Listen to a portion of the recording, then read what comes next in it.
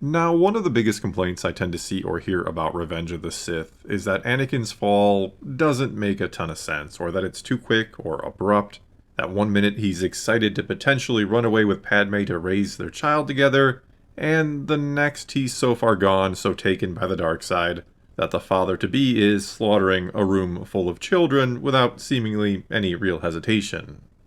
And though I will agree that, yeah, in the film, this can certainly feel rather jarring, the novelization of Revenge of the Sith actually does a fantastic job of explaining Anakin's apparent sudden fall to the dark side by having him do battle with a dragon. Well, sort of anyway.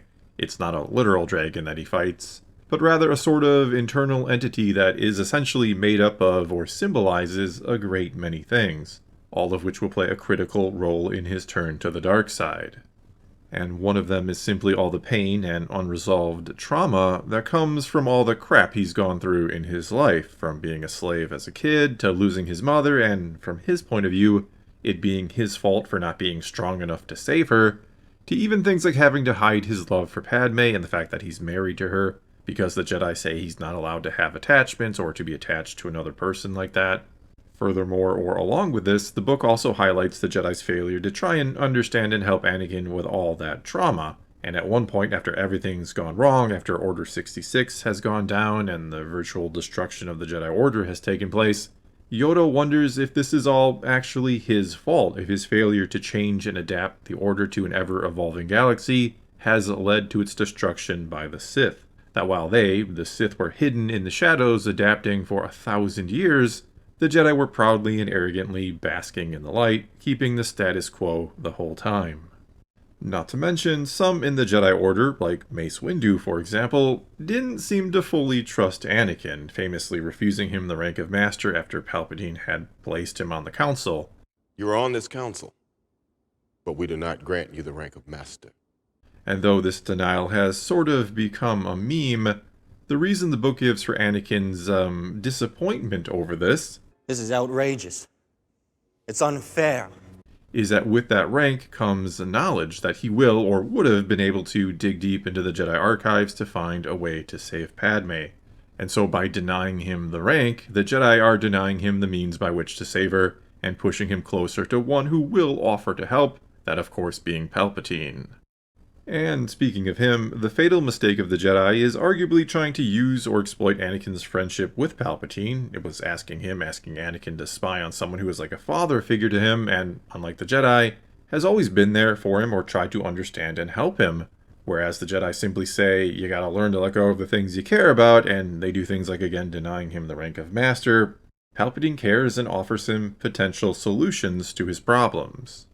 And though, yes, you see or can infer a lot of things from the movie, the book has the time and really goes out of its way to explain how Anakin could form such a quick mistrust of the Jedi, to the point where he could even see them as evil, as he tells Obi-Wan at one point. From my point of view, the Jedi are evil. Well, then you are lost! And how he could, again, in a rather short period of time, he could come to believe the Sith really aren't all that bad. Anakin really does buy into what Palpatine is selling him, that the Jedi want power, that they want to get rid of him, so that they can take control of the Republic. And every action the Jedi take to save the Republic from Palpatine is construed by Anakin as them trying to just take control of it for themselves, all thanks to, of course, the manipulations of Palpatine. However, it doesn't end there. Palpatine also has Anakin questioning Padme as well as Obi-Wan, at one point telling him he saw, or that someone saw, Obi-Wan leaving Padme's apartment at a rather early hour, as if he'd spent the night. Obi-Wan's been here, hasn't he? He came by this morning. Furthermore, Padme's involvement with the delegation of 2000, which was something completely removed from the movie, makes Anakin begin to question her loyalty to Palpatine and the Republic, even sensing at one point while talking to her that she was keeping something rather important from him, where she usually didn't do that sort of thing. And all of this plays into Anakin's paranoia, again being fed and fueled by Palpatine. But getting back to that dragon now, it not only is this sort of embodiment of Anakin's pain and trauma, but also his need for control, which is brought about by his fear. The fear that he won't be strong enough to save or protect the ones he cares about, which again is how he feels he failed his mother. And these dreams he's having about Padme dying in childbirth are making him afraid she will share his mother's fate, that he won't be strong enough to save her either. Basically, as crazy as it may sound, he's afraid that he won't be strong enough to control life and death. The dragon, the first time we hear from it, if you will, because it is presented again as a sort of real entity within Anakin, one he even wants to slay, but the dragon is compared to or described as a dying star, one that whispers to Anakin, all things die, that even stars burn out. Which, though yes, absolutely ties into Anakin's fear of losing Padme, that no matter what he may do, no matter how powerful he is or may become, that he cannot save her from dying, that even stars, one of the most powerful things in the entire universe, that burn bright for billions of years, will eventually fade out and die. But this fear, this insecurity within him, you could even say, also ties into one of the greatest fears of the Sith. That, like a sun, you could say, they see themselves as one of the most powerful forces or objects in the galaxy, or that they should be the most powerful, that they should endure forever. But no matter how powerful they may become, everything they do, everything they acquire or accomplish in life will eventually end or be lost because they will die. Nothing can stop that. Nothing can stop them from losing everything in the end. Which is why the Sith tend to be so obsessed with immortality, because they think they should never die, they should never end, and the thought of them becoming nothing is terrifying to them after they've spent a whole lifetime trying to acquire virtually everything. And that's exactly what they think will happen to them, that after death only oblivion awaits. All the while Jedi actually take comfort in that fact that after they die, though yes, they will lose their consciousness, they will become one with the cosmic force. Death is a natural part of life. Rejoice for those around you who transform into the Force. Which, sure, is the same thing that happens to the Sith, but that losing their consciousness part, they're not a fan of that. That's a deal breaker for the Sith, and so they constantly search for a way to defy it. And Anakin's reluctance to accept death, or the possible death of Padme, is of course one of the main things that leads to his fall to the dark side and how he will become a Sith. Just help me save Padme's life. I can't live without her. However, here, the dragon, getting back to that now, is not just representing Anakin's fear, it's also representing his power, the raw, untapped, and very volatile, like a sun, power that is within him. This raging furnace, as it is described in the book, is what Anakin thinks can burn away the fear. That if he uses his rage and taps into it, if he becomes powerful enough, he'll have nothing left to be afraid of because nothing will be beyond him or beyond his ability to control. But it doesn't work that way. In fact, that's the ultimate trap of the dark side. That's how it gets you. That the more power you attain from it, the more you then have to fear to lose, and the more you grasp for control of everything. And then the more paranoid you'll become as you start to see threats everywhere, as you can no longer trust anyone, because of course they want what you have. They want to be powerful too. You begin to see power as a means to an end to everything.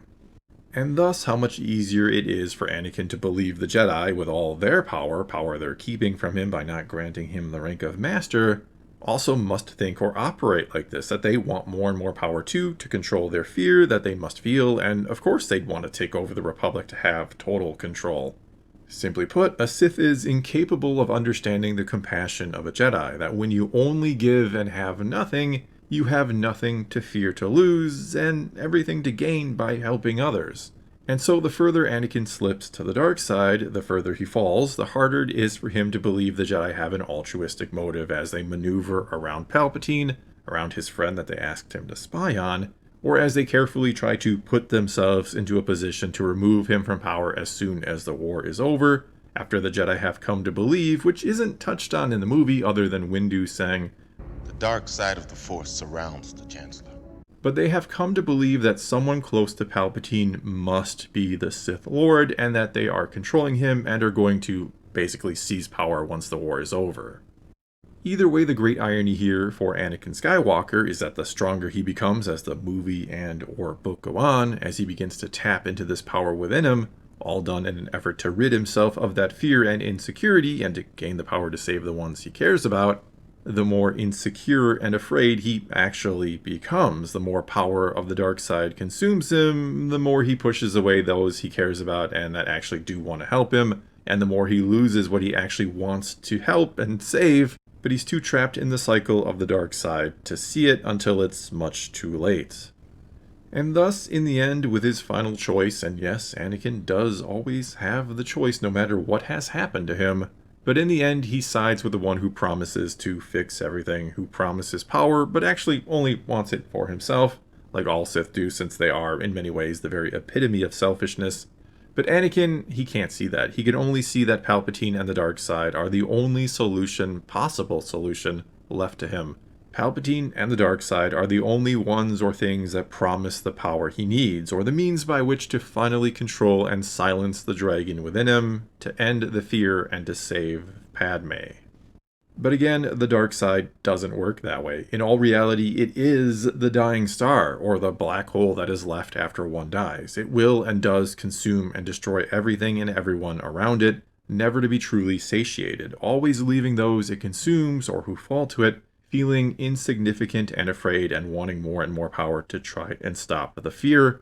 But the more they get, again, the more the fear takes hold, and the cycle goes on and on.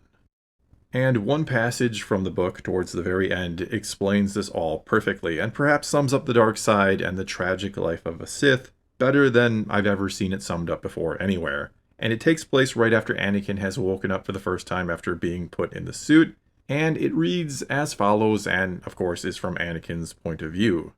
You remember the dragon that you brought Vader forth from your heart to slay. You remember the cold venom in Vader's blood. You remember the furnace of Vader's fury and the black hatred of seizing her throat to silence her lying mouth. And there is one blazing moment in which you finally understand that there was no dragon, that there was no Vader, that there was only you, only Anakin Skywalker, that it was all you, is you, only you. You did it. You killed her.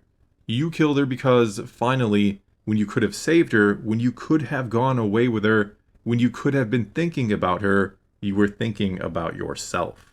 It is in this blazing moment that you finally understand the trap of the dark side, the final cruelty of the Sith, because now yourself is all you will ever have, and your rage and scream and reach through agony to seize the shadow of that power that should have been yours, only to find that it is not enough, because you are not enough, because you are only Anakin Skywalker, and you have killed her, and there is no dragon and no Vader, only you, burned and broken on black stone, alone with the truth of what you have done.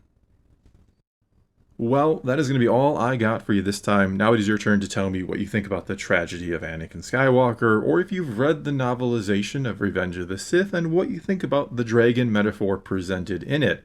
Do you think it fits well, or maybe doesn't make a lot of sense, or maybe you're somewhere in between? Whatever you do think though, leave a comment below and let's talk some Star Wars. And until next time, thanks for watching.